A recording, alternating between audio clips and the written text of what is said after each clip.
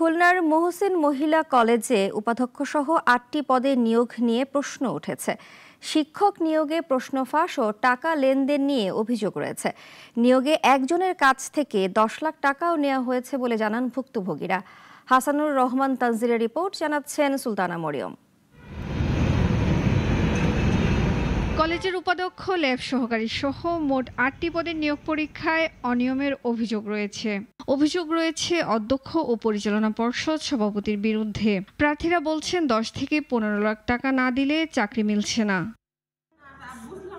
পরীক্ষা শুরুর আগেই বেঞ্চে প্রশ্নের উত্তর লেখা দেখা গেছে। পাশাপাশি প্রার্থীরা বলছেন পরিচালনা পর্ষদের সভাপতি পরীক্ষা নিয়েছেন, যা নিয়মের বাইরে। যাকে নেওয়ার জন্য তারা এই কাজটা করেছে সে হচ্ছে ওই কলেজেরই টিচার মাহফুজ। তা মাহফুজ স্কুলের ইন্ডেক্স নিয়ে ওখানে চাকরি করছে এবং এটা সম্পূর্ণরূপে করাপ্টেড কাজ।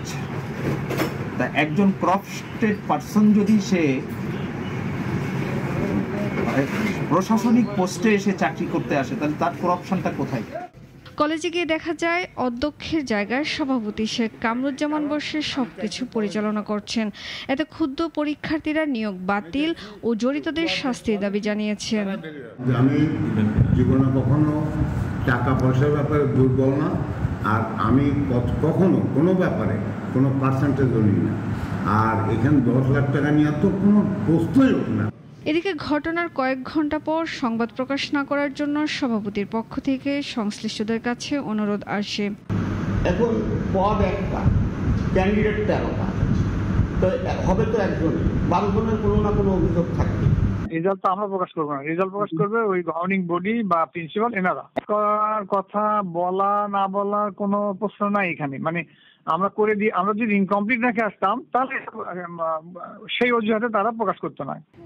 বিষয়টি তদন্ত করে প্রয়োজনীয় ব্যবস্থা নেবে সংশ্লিষ্ট কর্তৃপক্ষ, এমনটাই প্রত্যাশা ভুক্তভোগীদের। সুলতানা মরিয়ম, নাগরিক।